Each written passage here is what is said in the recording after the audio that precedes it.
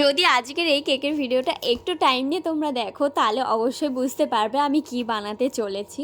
তো আজকের এই কেকটা বানাতে আমি ভিডিওটা দেখে তো অবাক হয়ে গেছি। প্রায় 2 থেকে 3 ঘন্টার ভিডিও এটার মধ্যে ছিল, তো সেটাকে বহুত কাটছাট বাদ দিয়ে কিন্তু আমি তোমাদেরকে এতটা কম মিনিটের মধ্যে আনতে পেরেছি। মানে কিছুই বলতে গেলে তোমাদের সাথে শেয়ারই করা হয়নি, কারণ প্রত্যেকটা জিনিস বাদ দিতে দিতে কিছু মেন টপিক আমি তোমাদের সাথে শেয়ার করেছি। তো চলো, এটা ছিল অনেক ট্রেন্ডিং একটা কেক। প্রায় আগের বছর আমি একবার করেছিলাম, আর সেটা তো এখন অনেক ট্রেন্ড হয়েও গিয়েছিল। তো আবারও 1 বছর পর এই কেকটা করার সুযোগ পেয়ে আমি তো নিজে খুবই লাকি মনে করছি। তো আজকে যে কেকটা বানাতে চলেছি এটা হচ্ছে কিন্তু ক্যান্ডেল কেক। তো এই টাইপের কেক কিন্তু অনেক পেজেই তোমরা দেখেছো, বেশ অনেক সুন্দর সুন্দর। তো আমি তো ফার্স্টে খুবই টেনশানে ছিলাম যে এটা আমি কমপ্লিট করব কিভাবে। তো কাস্টমার আমায় বলেছিল একরকম ফটো পাঠিয়ে, আবার আর এক রকম, মানে অনেক রিকোয়ারমেন্ট ছিল কাস্টমারের। এটাই কিন্তু শেষ নয়, এর সাথে কিন্তু আরও একটা ছোট্ট রেড ক্যান্ডেল ছিল, সেটা করতে গিয়ে তো আমার আরও টেনশন হচ্ছিল। তো রেফারেন্স ফটোটাতে যে রোজ ছিল সেগুলো আমি সেইভাবে বসিয়ে নিচ্ছিলাম ফটোটা দেখে দেখে।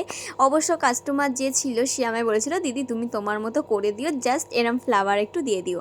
আর এরকম কেক ফার্স্ট টাইম করছি, আর কাস্টমারের রিকোয়ারমেন্টে তো আমার তো একটু টেনশানই হচ্ছিল। তো এটা কিভাবে করছি আশা করছি তোমরা দেখে বুঝতে পারছো। আর যদি বুঝে না থাকো আমাকে প্লিজ একটু কমেন্টে জানিও। তো চলো, আমি এইটা এবার ছোটো পার্টটা তো যেটা রেড ক্যান্ডেল করছি সেটা একটু ছোট ছিল, তো সেটাই পুরোটা ডিটেলেই একটু তোমাদের দেখানোর চেষ্টা করছি। এটাকে আমি এইভাবে কেটে নিয়েছিলাম, যেখানটা দিয়ে আর কি ক্যান্ডেল গলে পড়ার মতো আমি ওই রকমটা করব বলে একটু কেটে নিয়েছিলাম, সেটা তোমরা দেখলেই নিশ্চয়ই বুঝতে পারবে। আর এটা এতটা পরিমাণে রেড কালার দিতে হয়েছিল বলে আমি কিন্তু স্প্রে কালার করে দিয়েছিলাম, রেড স্প্রে। তো আগেরটার প্রসেসে একদম সেম প্রসেসেই কিন্তু আমি এটা যে ওপরে রাউন্ড শেপটা করে নিয়েছিলাম, তার সাথে সাথে কিন্তু এটাতেও সেম রোজ প্যাটেলস করে আর হচ্ছে চেরি ফ্লোসম মতো করে আমি কিন্তু এটাও সেম ডেকোরেশনই করেছিলাম। তো লাস্টে পুরোটাতে আমি স্প্রে কালার ইউজ করে পুরোটাই রেড কালার করে দিয়েছিলাম। আর এটা আমি আলাদা বোর্ডে করেছিলাম, কারণ ওইটার মধ্যে যদি একবার স্প্রে কালার লেগে যায় তাহলে ওটার সৌন্দর্য তো পুরো নষ্টই হয়ে যাবে।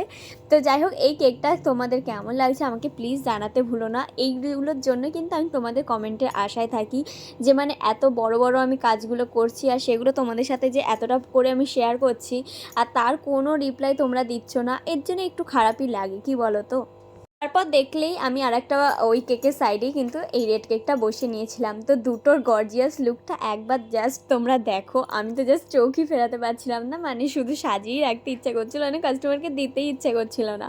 তো তারপরও দেখো ভিডিওটা অন করিনি, আমি এই যে স্প্রিংকুয়েলগুলো বসিয়েছিলাম, যে হোয়াইট ওয়ালগুলো, সেগুলো দেওয়ার সময় দেখি ভিডিও অন নেই।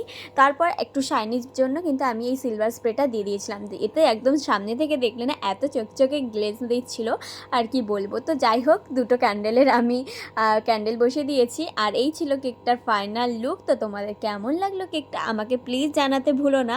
তো দেখা হবে পরের ভিডিওতে, ততক্ষণ একটু পাশে থেকো। বাই, টাটা, সকলে ভালো থেকো, সুস্থ থেকো।